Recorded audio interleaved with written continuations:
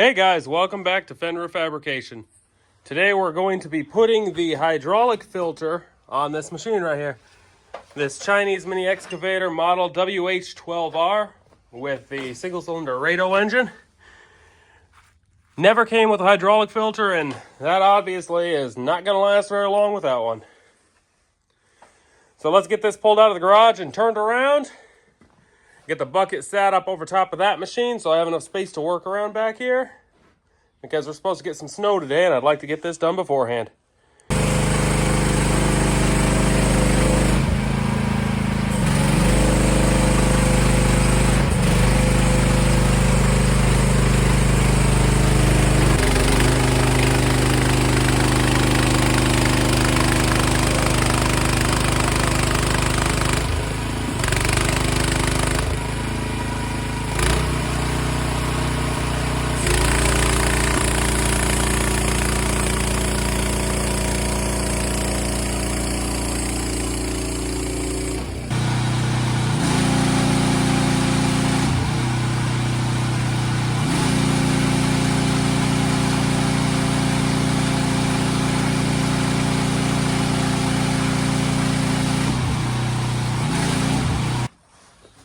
Okay guys, we got ourselves kind of finagled up and out of the way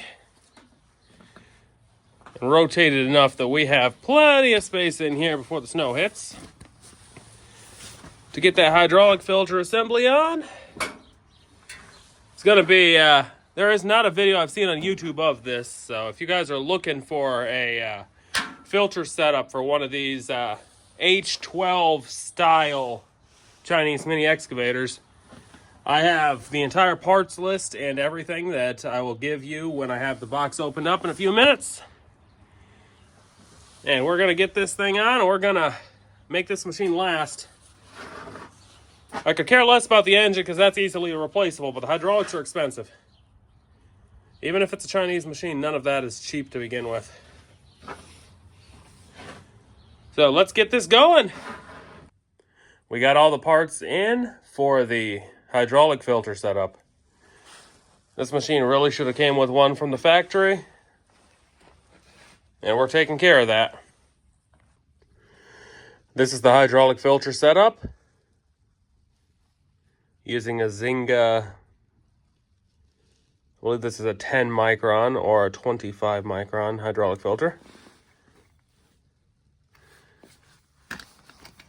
Part numbers for the needed adapters are right here, along with the quantities of them.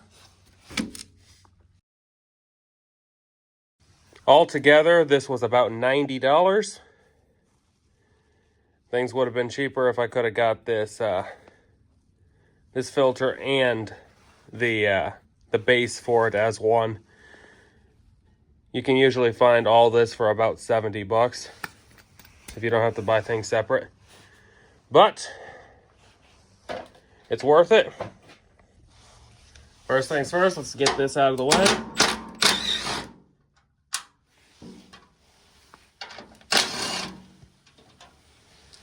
Let's get these ones off. Get this one out.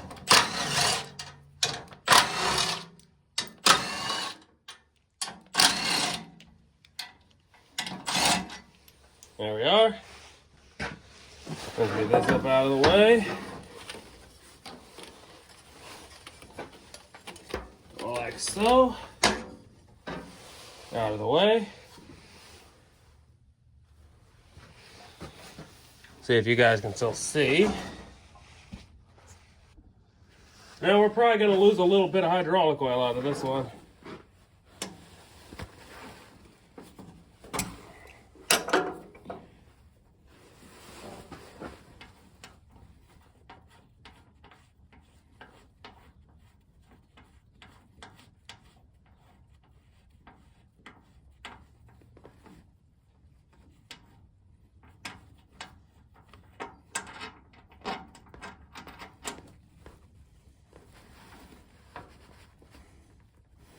Okay,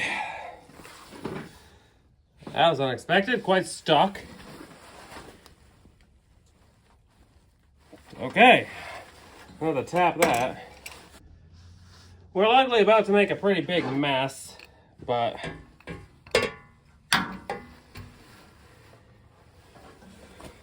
the goal is to literally pop this hose off and get this other one on at the same time.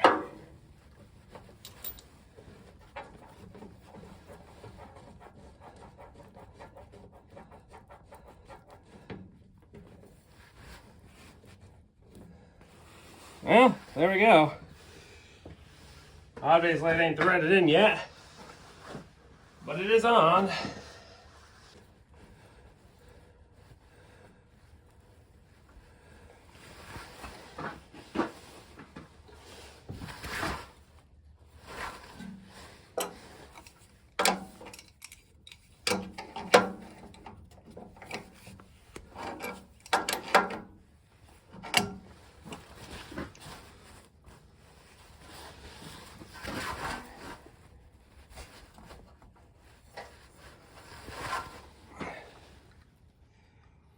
That'll work.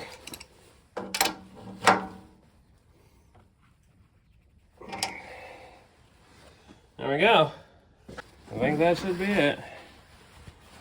If it's leaking, I don't know. Might have to put sealant on that.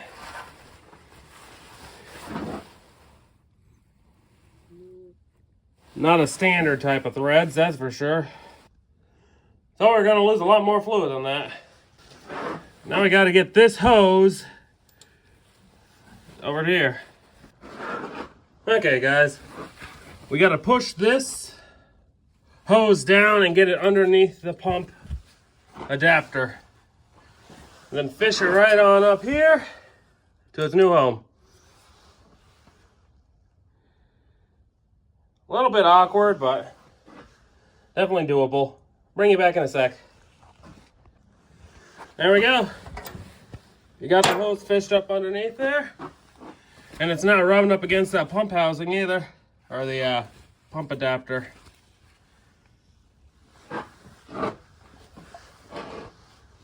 Let's get this on. There we go. That was actually way easier to get on than expected. Hose is tight, but not making contact. You can fit your finger between them. Everything's nice and snug.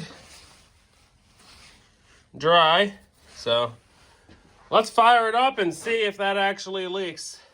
We'll see about that.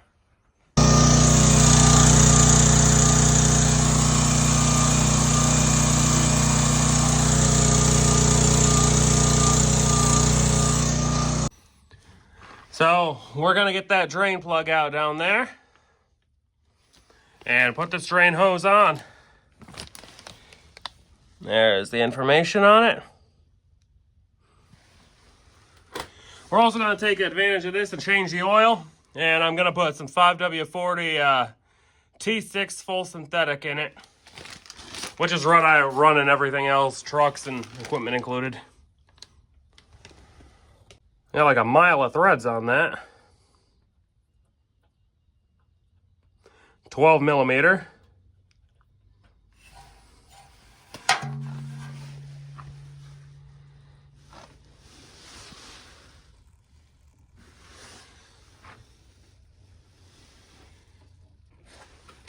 We might not have the best of news.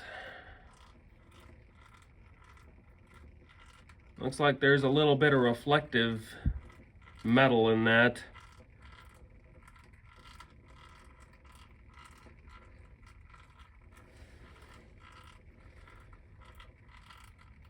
Hopefully it's just the way the lights play in, but it definitely looks like there's something in that.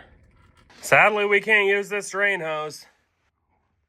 There's not enough space between the drain port and the plate to clear this hose. I either need a lower profile one, or I'm just going to have to deal with draining it through there and making a mess every time. But now let's get this thing topped up and fire it up and pull it outside. Check for leaks.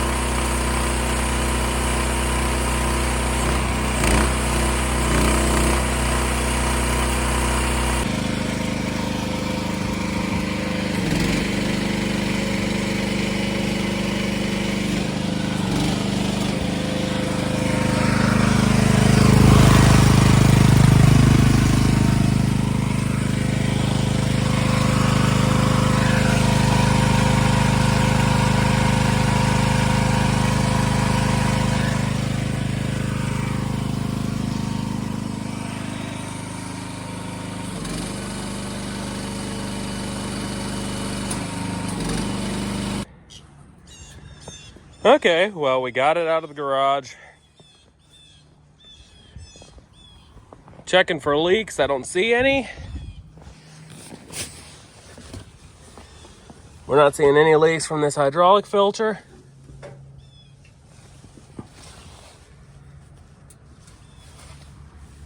Dry as can be there. Dry there too. Looking good. No leaks down there from chewing the oil. I'll put the cover back on. Check the oil one more time. And I think we're good for the day.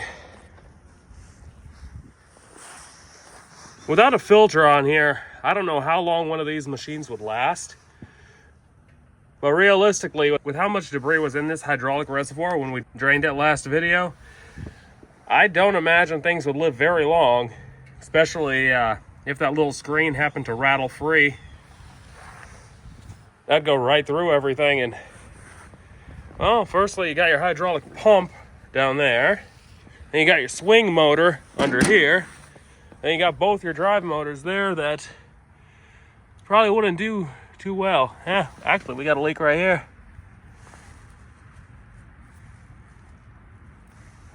Check that out.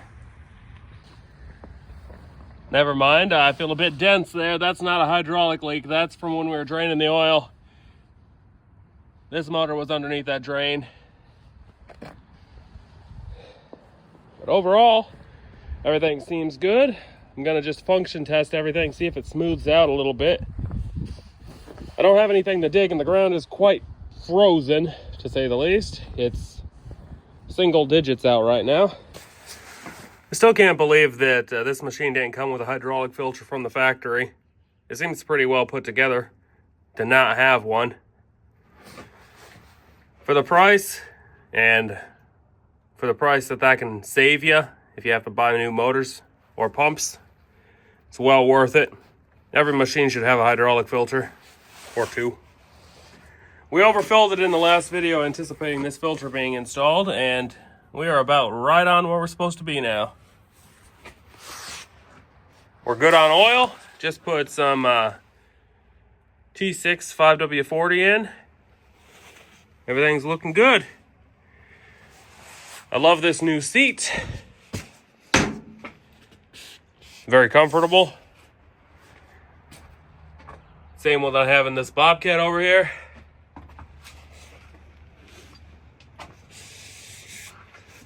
Looking forward to using this on the first job that comes up when the ground thaws. That filter's going to be relatively easy to get to as well. Every time I got to change it. Definitely easier to get to than some machines. Definitely can't complain about $2,800 in a mini excavator. Even a Chinese one, that ain't bad. I like this little machine. I think it'll probably do pretty good for me. We'll see how it does on job sites up this upcoming year. I'm going to put it through its paces and we'll see what breaks and what we got to fix. Way cheaper than rental. If I have to rent, we're talking. For what I paid for this, I would only rent a machine maybe 4 or 5 times. And I own this outright.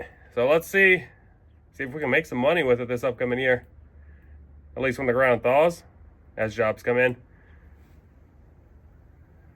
Not a lot of people need things done right now. A lot of tree clearing though. If you want to see this little guy be used on job sites, please like and subscribe. Tell me if you have one and if you've had any miscellaneous issues, what's going on with them. Any of you guys might use one commercially. I'm curious about that as well. Thanks for watching. Take care.